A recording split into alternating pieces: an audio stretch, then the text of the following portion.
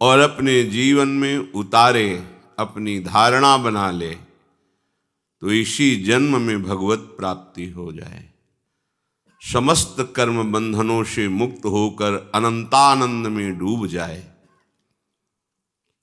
प्रभु श्री कृष्णचंद्र जी ने कहा कि समस्त साधकों में, समस्त साधनों में और समस्त सिद्धों में, चाहे वो तपस्या का धनी हो, ज्ञान का धनी हो या कर्म का धनी हो, चाहे इस कर्म मार्ग, ज्ञान मार्ग, तपस्या मार्ग का साधक हो या सिद्ध हो, सब में श्रेष्ठ मुझे मेरे मत से वो है जो सर्वतो भावेन मेरे में अपने आप को समर्पित करके निरंतर मेरा भजन करता है। कोई कामना नहीं, ना लोक परलोक की, ना मोक्ष की, कोई चाह नहीं, बस सहज में निरंतर अनुराग पूर्वक भजन। इससे बढ़कर कोई प्रभु को प्रिय नहीं है, इससे बढ़कर कोई साधन नहीं, इससे बढ़कर कोई सिद्धि नहीं है। जिसके हृदय में निरंतर भजन चलता है, उसके हृदय में ज्ञान, वैराग्य, भक्ति, ऐश्वर्य, योग सब जागृत हो जाता है। जहाँ प्रभु का नाम वहीं प्रभु, जहाँ प्रभु तो ये महायोग योगेश्वर हैं, सब कुछ वहाँ जागृत हो जाता है। जहाँ प्रभु प्रकाशित हुए हृदय में, कोई भी ज्ञान, कोई भी योग बकाया नहीं रह जाता। जिसके जानने के बाद कुछ जानना बाकी नहीं रहता, जिसके पाने के बाद कुछ पाना बाकी नहीं रहता। ये शब्द तभी सिद्ध होते हैं जब प्रभु हृदय में प्रकाशित हो जाते हैं। अब कुछ जानना या पाना बाकी नहीं रहता, अब तो वो आनंद में डूबता रहता है।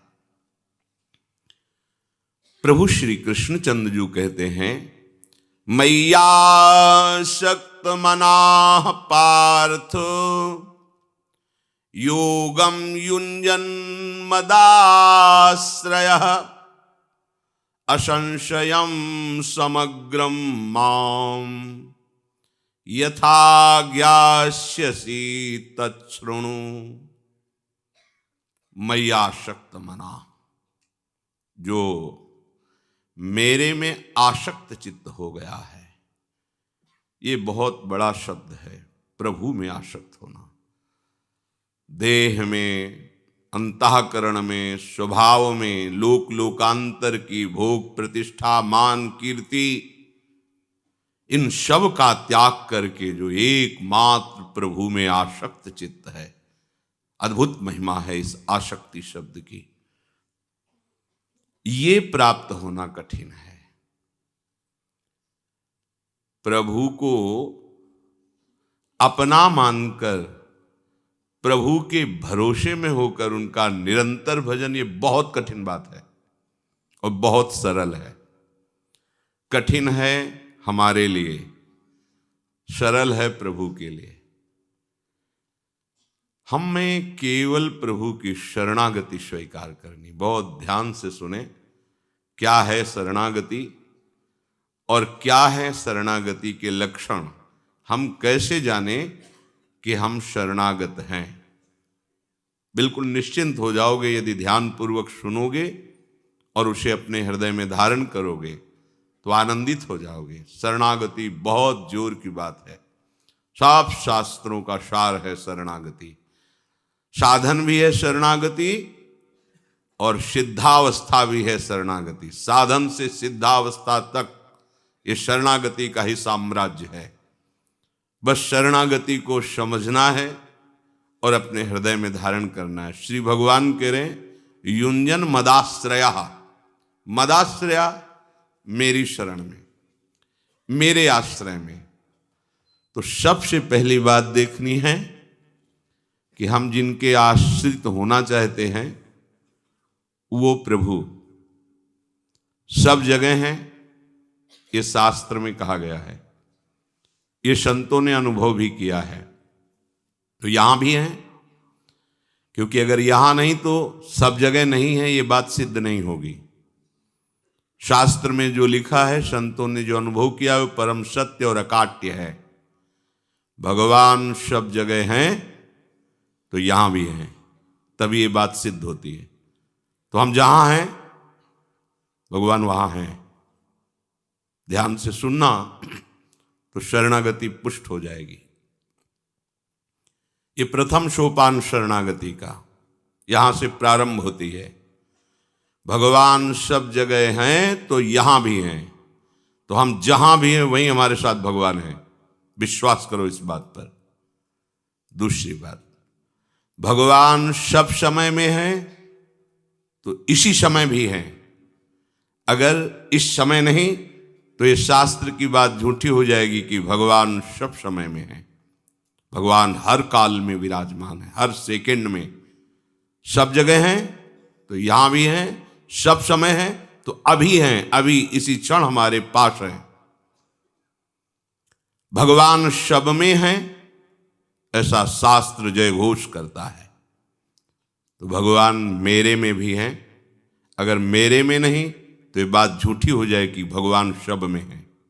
भगवान मेरे में भी है, सब में है तो मेरे में भी है। और शास्त्र कहते हैं भगवान सबके हैं, तो भगवान मेरे भी है। अगर मेरे नहीं तो फिर ये बात झूठी हो जाएगी, भगवान सबके हैं। इसलिए सर्वत्र हैं तो यहां भी है, सब समय है तो अभी इसी क्षण हमारे पास हैं। सबके हैं तो हमारे भी हैं, अपने भी हैं। कोई देश काल वस्तु व्यक्ति परिस्थिति घटना क्रिया ऐसी नहीं जहां भगवान न हो, जिसमें भगवान न हो, जिस समय भगवान न हो। ये बहुत बढ़िया बात समझ लो। भगवान सर्वत्र हैं तो यहां भी हैं, सब समय हैं तो इस समय भी हैं, सबके हैं तो मेरे भी हैं, सब में है तो मेरे में भी हैं। शुरू हो गई शुद्ध शरणागति, बिल्कुल दूर नहीं है। तो हम प्रभु से किसी भी क्षण, किसी भी स्थान, किसी भी घटना परिस्थिति में एक क्षण के लिए भी अलग नहीं है।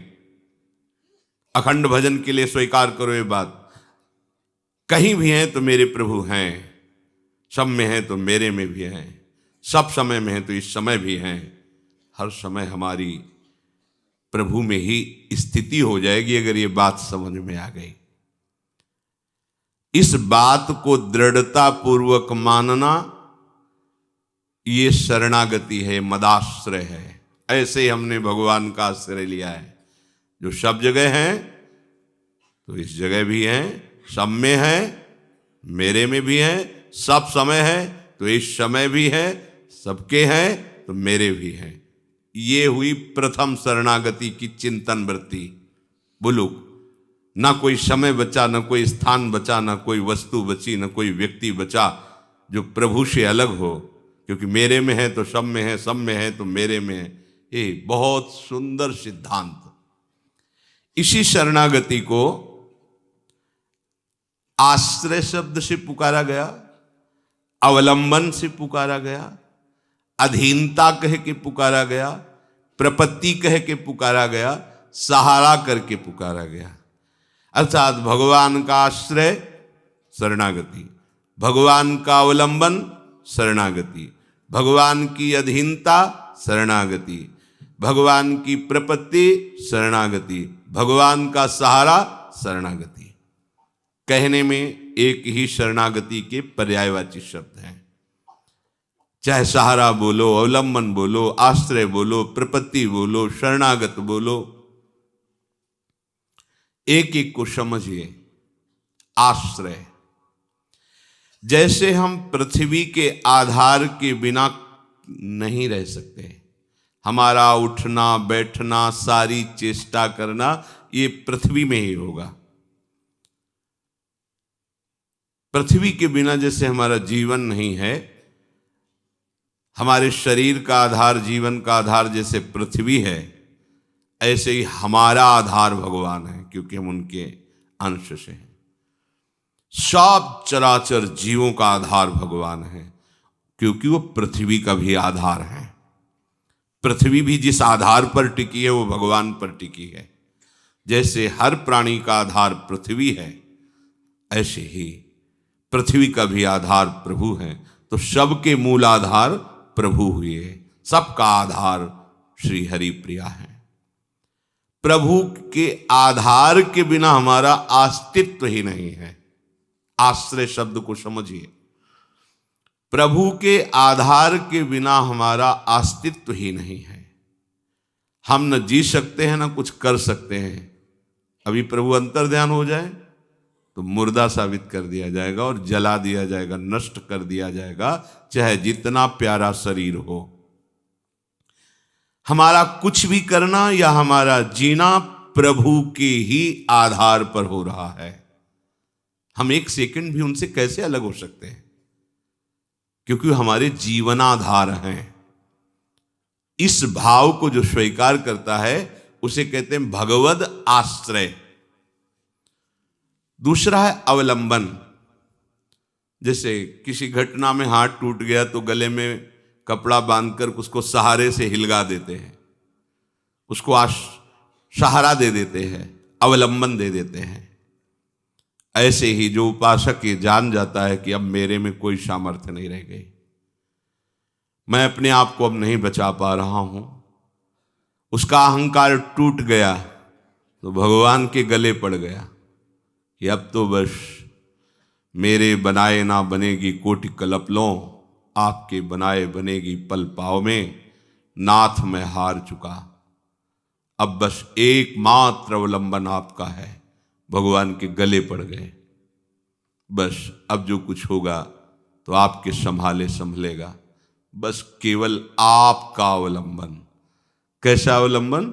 गले पड़ जाना।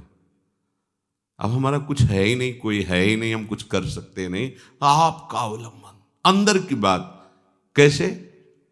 अजात पक्षा यु मातरम खगा। जैसे जिस घोंसले में बैठे हुए पक्षी के बच्चे के पंख नहीं निकले, वो केवल अवलंबन अपने माता पिता का रखता है कि वही उसके मुंह में दाना डालेगा, कि वही उसके मुंह में पानी डालेगा। वो बेचारा उड़ ही नहीं सकता, केवल घोंसले में माता पिता का अवलंबन लिए है। ऐसे ही हम किसी काम के नहीं रहे, अब तो हमारा केवल एकमात्र अवलंबन प्रियालाल है, श्यामा श्याम है। अधीनता। अधीनता दो तरह से देखी गई। एक, कोई बलवान हमें जबरदस्ती अपने अधीन कर ले, पकड़ ले, बंदी बना ले। और दूसरा, असमर्थ समर्थ को देख करके पूर्ण उसके अधीन हो जाए। ऐसा अपने आप को उनके हवाले कर दे, अब जैसा चाहो बर्ताव करो, मैं आपके अधीन हूं। और एक जो जबरदस्ती अपने अधीन कर ले, उसे अधीनता कहते हैं। जो माया की अधीनता वो जबरदस्ती की है। काम, क्रोध, लोभ, मोह, मद, मत्सर, जबरदस्ती बलात् हमको अपने अधीन किए हुए हैं। लेकिन ये जो भगवत अधीनता है, ये श्रद्धा विश्वास पूर्वक अपने आप को हरि गुरु चरणों में समर्पित कर देने वाली, इसमें जबरदस्ती नहीं है, ये भाव का देश है। जो किसी प्रयोजन से प्रभु से कहते हैं कि हम आपके अधीन हैं, वो सर्वतोभावेन अधीनता नहीं है। बस ये काम बना सकते हो तो केवल हे नाथ आप ही बना सकते हो, और जहां वो काम पूरा हुआ उसकी अधीनता खत्म हो गई। तो वो अधीनता अधीनता नहीं है। यहां अधीनता की जो बात है वो ये समझ करके कि मेरे प्रभु से बड़ा कोई नहीं है। चाहे बल में देखो, ऐश्वर्य में देखो, सौंदर्य में देखो, करुणा में देखो, प्रेम में देखो, तो हम अब अन्य किसी का किसी भी तरह से अपनापन ना लेकर के एकमात्र अब हम प्रभु के अधीन होते हैं। देखो, जैसे लालजू महाराज प्रियाजू के अधीन है, प्रेमाधीन है। जाके अधीन सदाई सांवरो या ब्रज को शिरताज। कैसी अधीनता? कौन है ये? जय सीत हरिवंश प्रताप रूप गुण वैबल श्याम उजागर। और अधीनता का क्या स्वरूप? जाकी भ्रू विलास बस पसुरी दिन विथिकित रस सागर, देखो माई सुंदरता की सीमा। भ्रकुटी के इशारे पर खिलौने की तरह नाचते हैं हमारे प्रभु प्रियाजू के। यह है अधीन, जाके अधीन सदा सांवरो, या ब्रज को सिरताज। अनंत ब्रह्मांडों का स्वामी अपनी प्रभुता को विचार करके प्रिया प्रेम में अधीन होए, अधीन संग ही संग डोले। तो हमारी अधीनता का क्या स्वरूप? जान गए हम, कोई हमारा नहीं है। अगर हमारी मांग पूरी हो सकती है सुख की, शांति की, आनंद की, अमरत्व की, वो केवल प्रियालाल से हो सकती है। अब मैं अपने आप को प्रियालाल के चरणों के अधीन करता हूं। अधीनता वही मानी जाएगी जब होए अधीन संग ही संग डोले। केवल हमें मुख जोहते रहना है, उनका रुख देखते रहना है। अब जोई कहें करें हम सोई, आयस लिए चले निज दासी। अधीनता का स्वरूप है जोई जोई प्यारो करे, सोई मोही भावे। बिल्कुल कहीं कोई अपनी चाह नहीं, क्योंकि हम जिनके अधीन हैं वो जैसे चाहे वो मुझे रखे।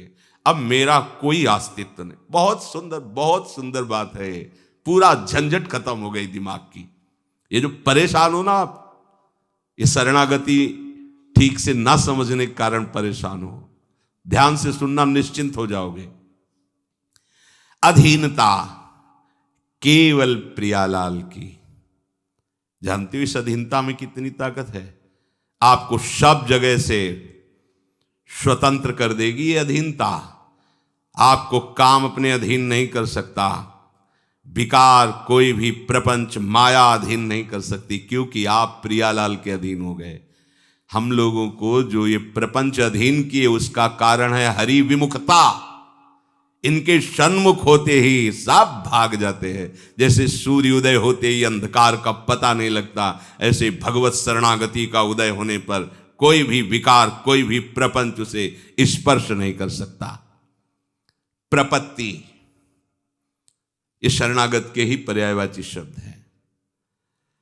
जैसे अब जान लिया कि अब तो कोई नहीं बचा पाएगा। कौन बचा सकता है? प्रभु केवल बचा सकते हैं। मैंने ऐसे ऐसे पाप किए, ऐसी ऐसी गलतियां की, अब तो मुझे नरक जाना पड़ेगा, भारी दंड भोगना पड़ेगा, या इस संसार में मेरे से ऐसी गलती हो गई, सब विरोधी हो गए, सरकार की नजर में भी हम अपराधी हैं, अब मुझे कौन बचा सकता है? एकमात्र श्री भगवान बचा सकते हैं। तो आज से मैं प्रभु के चरणों की प्रपत्ति स्वीकार करता हूं। लंबा पड़ गए प्रभु के चरणों में, ऐसे ऐसे पड़ जाएंगे, मतलब अब हमें कोई सामर्थ्य नहीं रही। हे नाथ अब आप देख लो। लात मारी रावण ने जब विभीषण जी के, तो उनका अब रघुनाथ शरण जा रहा हूं, कोई मुझे दोष मत देना, क्योंकि अब कोई मुझे बचा नहीं सकता। ये लंकाधिपति त्रिभुवन का शासन करने में समर्थ है। अगर इससे भी बड़ा कोई है तो मेरे प्रभु हैं, वही मुझे बचा सकते हैं, वही संभाल सकते हैं। प्रपत्ति, प्रभु के चरणों में गिर जाना अंदर से, बस। अब इसीलिए भगवान कहते हैं उसे तुरंत महात्मा मानो। यद्यपि वो दुराचारी रहा है, सांगो पांग पाप करता रहा है, पर वो प्रपत्ति उसने स्वीकार कर ली, मेरी शरण में आ गया। अपिचेत्सु दुराचारो भजते माम अनन्य भाग। अन्य कोई अब नहीं रह गया, मेरे ही केवल। तो साधुरेव समन्तव्य, उसे उसी क्षण महात्मा मानो। अब मैं महात्मा बनाऊंगा, तुम्हें मानना होगा वो महात्मा हो गया है। बहुत बड़ी ये बात है। और सहारा, ये शरणागति का ही शब्द है। जैसे कोई जल में डूब रहा है, अब तो बस मरना ही मरना है, पर कोई सहारा मिल गया, किसी ने हाथ पकड़ा दिया, किसी ने हमको बचा लिया, तो इस भव समुद्र में दूसरा कोई समर्थ नहीं कि मुझे डूबने से बचा सके। एक ही सहारा है, बस हरि आश्रय, हरि शरणागति, हरि। दूसरा कोई आश्रय नहीं, कोई सहारा नहीं। ये बात उस उपासक के हृदय में बैठ गई, प्रभु ही मेरे सहारा है।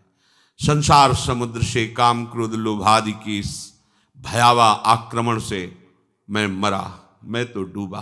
अब अगर कोई बचा सकता है तो मुझे प्रभु बचा सकता। सच्ची बात, सच्ची बात। अब वो अपने जन्म मरण के भय से भयभीत होकर के डूबने से बचने के लिए प्रभु का सहारा ले लिया, हो गया काम। ये सभी शब्द शरणागति के ही भाव को प्रकाशित करते हैं, अर्थात शरणागति के ही पर्यायवाची शब्द हैं। इसे कहते हैं शरणागति।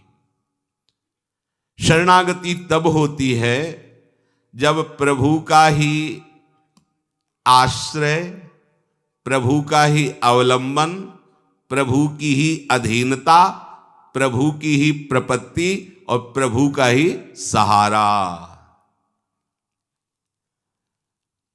प्रभु का आश्रय जीव ही आप ले लेंगे तो आपका मन और बुद्धि प्रभु में स्वाभाविक लगने लगेगा। ये जो हम बहुत वर्षों तक साधना करने पर सफल नहीं हो पाते और हमारे अंदर ये कमी बनी रहती है कि प्रभु में मन बुद्धि लगना तो दूर की बात रही, वो जहां लगाने की से भागता ही है, प्रपंच का चिंतन करता है, कैसे संभले, बहुत वर्ष हो गए। तो ये तुम्हारी शरणागति की कमी और अहंकार होने के कारण है। नहीं तो शरणागति के लक्षण में वर्णन करते हैं, जीव ही आपने हृदय से दृढ़ता पूर्वक आश्रय लिया तो प्रभु में मन बुद्धि स्वयं लगने लगेगी, वो आकर्षित कर लेंगे। आश्रयदाता वो घसीटेंगे तो मन बुद्धि क्या कि प्रपंच की तरफ जा सके। अगर मन और बुद्धि तुम्हारा प्रभु में नहीं लग रहा है तो अभी आप शरणागत नहीं हो। कोई न कोई अन्य आश्रय, अन्य बल, अहंकार अभी है। अभी शरणागति बहुत महामहिम स्थिति है। आप मन को अपना माने हैं, बुद्धि को अपना माने हैं, शरीर को अपना माने हैं और किस किस को अपना माने हैं, इसीलिए ऐसा नहीं हो रहा। मन बुद्धि प्रभु में निरंतर नहीं लग रहे। जिस दिन आप प्रभु के हो गए तो सारा का सारा ये सिस्टम प्रभु का हो जाएगा। फिर जो प्रभु का हो गया उसे कोई भी परास्त नहीं कर सकता। ये बात समझो। मदाश्रयः, जो भगवद आश्रित है उसे कोई परास्त नहीं कर सकता। सांसारिक वस्तु, व्यक्ति जिनका तुम अपनापन लिए हो, जिनका आश्रय लिए हो, ये सब नाश की तरफ प्रतिपल जा रहे हैं। तुम्हें क्या बचा पाएंगे? इसलिए किसी वस्तु, व्यक्ति का जो तुम्हारे हृदय में आश्रय है वो तुम्हारे लिए बहुत हानिकारक है, क्योंकि तुम शरणागत हो। हमारे हृदय की ऐसी कुछ स्थिति हो जाती है कि हम सबसे ज्यादा महत्व देने लगते हैं धन को। धन है तो भोग सामग्री है, भोग सामग्री सुविधा है तो शरीर है, और शरीर है तो हम हैं। फिर तो बस आनंद है, क्योंकि जो चाहेंगे वो भोगेंगे। तो क्या ये परमार्थ का स्वरूप हुआ क्या? शरीर की प्रियता, भोगों की प्रियता धन से पूरी हो रही तो धन की प्रियता। क्या धन और शरीर यही हमारा लक्ष्य है? नहीं नहीं, ये तो साधन है, लक्ष्य तो हमारा प्रभु है। तो क्या धन के बिना भगवत प्राप्ति नहीं हो सकती? सही पूछो तो धन के बिना ही भगवत प्राप्ति होती है। धन से किसी को भगवत प्राप्ति आज तक नहीं हुई।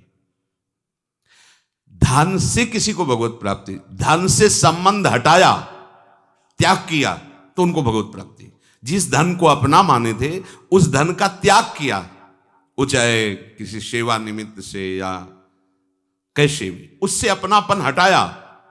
जहां धन का त्याग हुआ वहीं भगवत प्राप्ति की योग्यता आती जाती। जहां धन को अपना माना वो भगवत प्राप्ति की योग्यता खो देगा। ये अंदर की बात है। प्रभु को तुम अपना मानते हो या धन को अपना मानते हो, परिवार को अपना मानते हो, भोगों को अपना मानते हो, ये देखना होगा। नहीं तो जबान से कहोगे मैं प्रभु की शरण में हूं, अभी हम ठीक नहीं हो रहे, अब हमारे अंदर विकार है, हमारे अंदर अशांति, बड़ी परेशानी तुमने जमा कर रखी है, वो हटा देंगे। आओ शरणागत हो, वो हटा देंगे। रोना चिल्लाना मत, चुप रहो, वो हटा देंगे। उनको जो अच्छा लगेगा वही रखेंगे, नहीं हटा देंगे। तुम्हारे सोचने की जरूरत नहीं पड़ेगी, तुम तो केवल ऐसे हो जाओ। पर हम ऐसे होते कहाँ हैं?